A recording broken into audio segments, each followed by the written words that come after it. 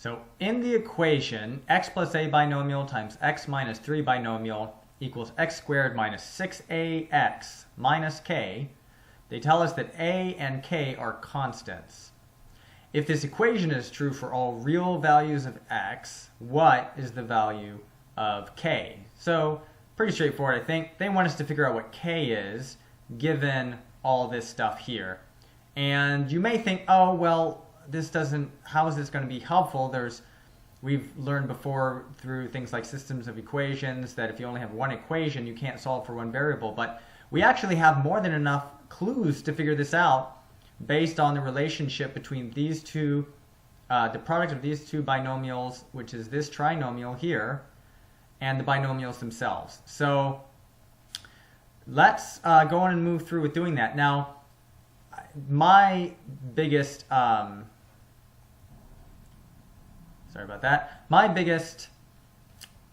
concern sometimes for students is that they think that they absolutely have to do everything that they're taught by their teacher to do. And how are you supposed to know otherwise, right? So what is an example of this? I find that an example of this is the FOIL method, the so-called FOIL method that is introduced to students all the time. Now, there's nothing wrong with FOIL. I'm not anti-FOIL. But part of what bugs me sometimes is a lot of additional time gets spent sometimes learning new things when something that you already know works perfectly well and can just allow you to keep moving. For instance, let's take FOIL. If we spend that much time learning FOIL, we may have actually gone on and solved something by now and then figured out FOIL as a side effect of just having done enough of these binomial multiplications. So what's a different way than FOIL, though, to multiply two binomials? Well, I've actually found this in the past in an Mathematics for Engineers book. Just randomly came across it and I realized, wait, this is exactly correct. So this is multiplying binomials. We'll call this the arithmetic way. That's what I've been calling it for a long time now. And this one is working with two of the same binomial just for ease so you can see it a little bit better. So it's the same binomial squared as opposed to one binomial times a different binomial. But the same principle will apply. If we're multiplying binomials in an arithmetic way, this works as well for any number of polynomials. This could be a trinomial times a binomial, however you like. Then this is pretty straightforward. You already know how to do this based on how you used to do it back in elementary school. This is a tool you already have. If you were asked to multiply 24, oops, I'm all over the place now. If you were asked to multiply 24 by, say, I'm just going to make something up, let's say 12, then the way that you would probably go about that is by going 2 times 4 first. So let's see, 2 times 4 first, so we would get 8. Then you would do 2 times 2, which would give you 4, so you would know that the first part for the ones column is 48. Then you would go over here to the tens column, which is a 1 here. And you would also skip a line, give a little bit of space, and start from the tens column down here. You would do 4 times 1, 1 times 4, which is 4. And then you would go and do the 10 times the 10, so the 1 times the 2 gives you 24. And then what were you shown what to do? Then what were you shown to do? You were shown how to simply add those up. You would just add them up. A little addition sign there. It's a little messy, but that's okay. So you would add them up and you would find that the answer for that one is 288. Now I don't need to show you this. You've known how to do this forever. However, what you may not have been shown is that the exact same thing can be done in a very, very similar manner with things like binomials and polynomials. So if this had been 324, then we would have done the same thing and just skipped a level. The same thing is true of all polynomials. So let's do this one, for instance. X plus a, as an example, times x plus a. A times a becomes a squared. Then ones, and my scare quotes that you can't see right now, because I'm doing it in person, that doesn't make sense. In our so-called 1s to 10s column, we're going a times x.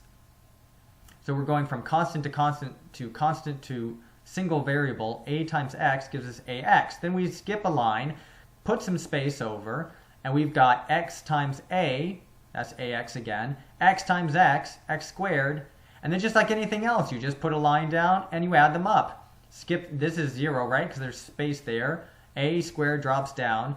Ax plus ax is 2ax, and x squared drops down because there's nothing above that either. And that's it. That's exactly how you can do this. If you feel that this saves you time in particular, I particularly recommend this to people who either don't know how to use FOIL yet or are really insecure about it, are less than confident using FOIL. The reason being that if you really enjoy FOIL, you need to just go on and keep using it. Don't scratch the surface of something that you already feel confident in. But that said, let's go on and now actually tackle this problem. So being able to do this, we know that x times x, x plus a times x plus 3, let's just, in fact, we'll just go on and do it right here on paper so we can see it. So we're going to do it right here, except I would like it to be primarily in black.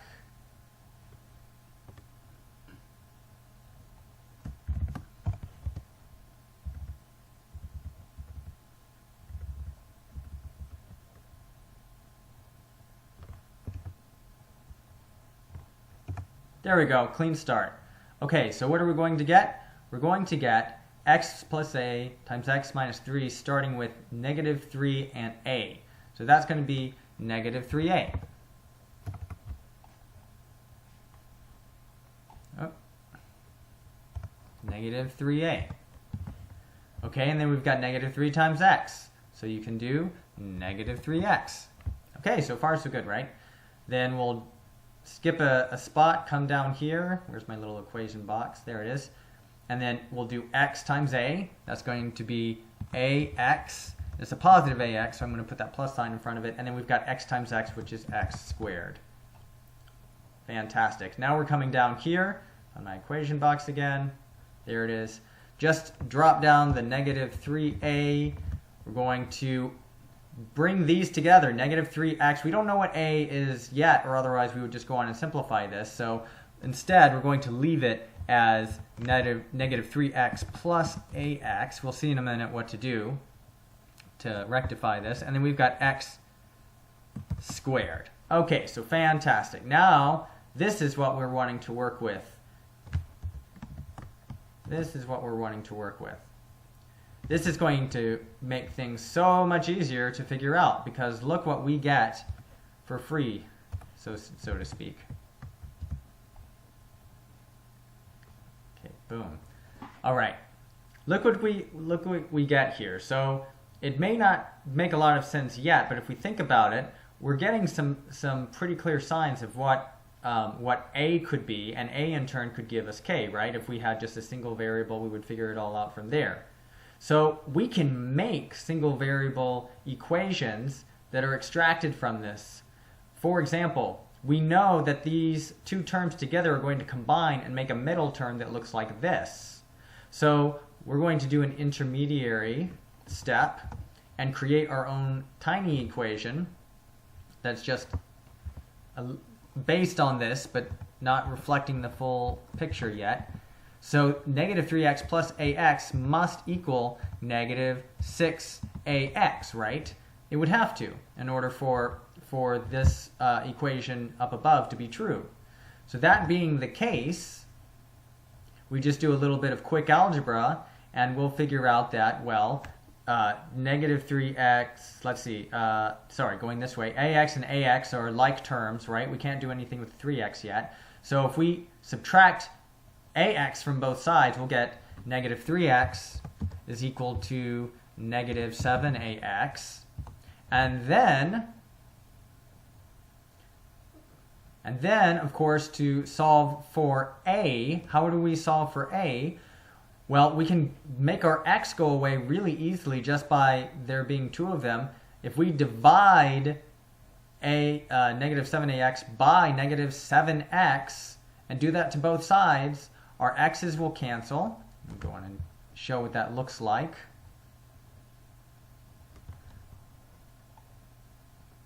So we would have negative 3x divided by negative 7x and that being equal to -7, I'm just going to write it as xa so you can see it. It's the same thing as -7ax, but just for visual, we'll do that. Divided by -7x. So hopefully you can see it. We are simply dividing anything that's, in order to isolate a, so anything that's not a, we're just dividing by that right now, and we can do that. So what do we get left over? Well, -3x minus, divided by -7x, we're going to be left with just 3/7. We're going to be left with 3/7. The negatives cancel out, the x's cancel out, equals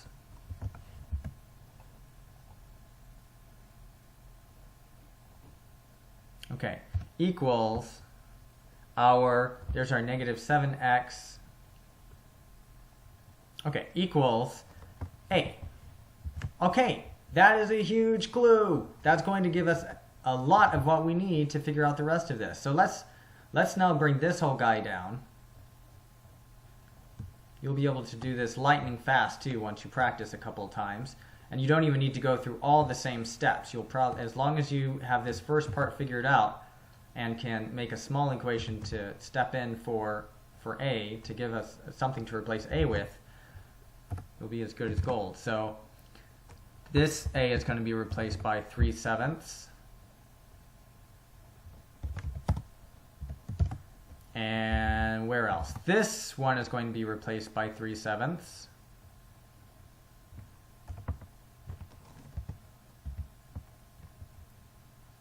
Fantastic.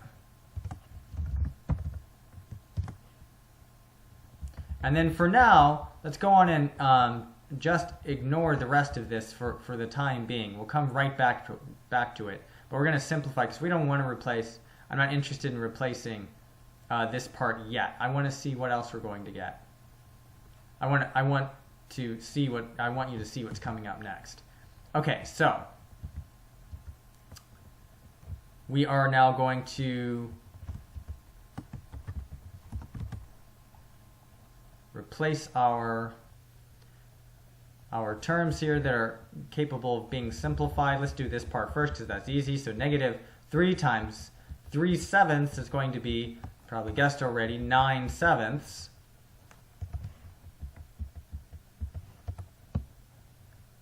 Okay, and technically at this stage, you're done. You don't even have to actually figure out what your middle terms are. So what I would honestly do at this stage, as long as you now have k, and how do you know for sure you have what you need? Well, again, if we stick this guy back in there, notice this is all going to combine to get our -6ax, but the -9/7 is responsible for the -k, and that's what you're looking for. You're not looking for anything else. So if you're in a time crunch, like on a test and so forth, and you're not just interested for the sheer giddiness of it, you can stop here, grab k. You know that k right off the bat must be, now be careful with the negatives. That would be an easy mistake to make. They're both, this is a -9/7 minus k, so k is obviously going to be the plus part so that we don't accidentally subtract a negative. That didn't make sense. So we don't subtract a positive. Never mind what I just said. K equals 9/7. That is the answer. Now, how can you check? How could you check to be sure? Let's say you come back from the test and you've got a little bit of time and you want to just check to make sure that that's going to be true. Well, here's how we can do that. Don't know why this is freaking out on me. I'll leave that alone for now. Well, let's see.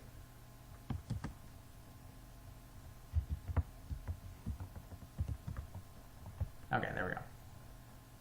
Okay, so if we wanted to check this, and we always do if we can.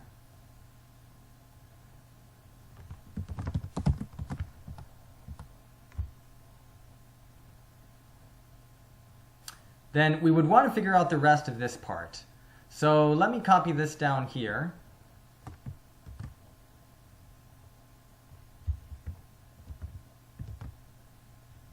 And let's just get rid of this for now because we have what we need there. So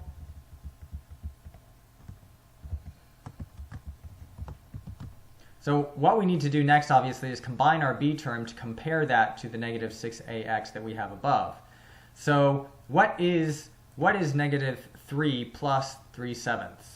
And if you're not quite comfortable with it, check out some videos on unlike denominators or combining like denominators. Wow, I'm going to try that again. Adding or subtracting unlike denominators, and you'll figure out that negative 3 is the same thing as negative 21 over 7, which is the common denominator we need to add these. So we are going to do negative 21 plus 3, which is going to be, just trying to copy, do less work, as little work as I have to. All right, is 18. Okay, so this is what the equation would have been in its final form. And to double check and be sure that this is again correct. Okay, how can we check our work? Well, that's easy enough. We've got our value for A and our value for K, and as long as these add up, we should be good to go. So let's check it out. So if we grab our x squared minus 6ax minus k, and we insert what we believe A to be now, which is 3/7, or what we know A to be now, 3/7, and then K as 9/7.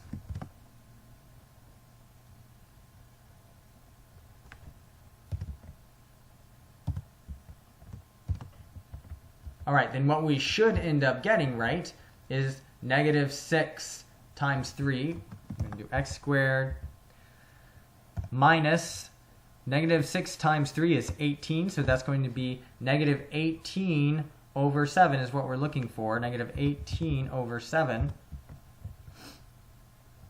minus our k term there, 9 over 7. Oops, very important that I not forget the variable. There's x, there we go. And then negative 9 over 7. Great. That alone doesn't prove anything, right? But remember, that was just the second part of our equation. Let's check to see if it works for this front part as well. Now, for time's sake, I went ahead and paused this, and I'm just going to copy and paste it here. So if we take the first part of that equation, what we are going to get is this healthy looking thing. I don't know why I have that copied twice. Absolutely ridiculous. Anyway, hopefully you're able to see what happened, essentially, which is that, oops, hopefully you're able to see what happened. Essentially, we did the same thing, only not just doing it to the right-hand side, but the left-hand side as well, and to make sure they're equal to one another. And look, they are. If we substitute A and K from the left-hand side of the equation as well, we get x squared minus 18 over 7x minus 9/7. So great way to check and be sure that that is accurate, and not to mention that it kind of gives you a deeper sense of what's happening here, why this ends up being the answer and adding up well. So good job.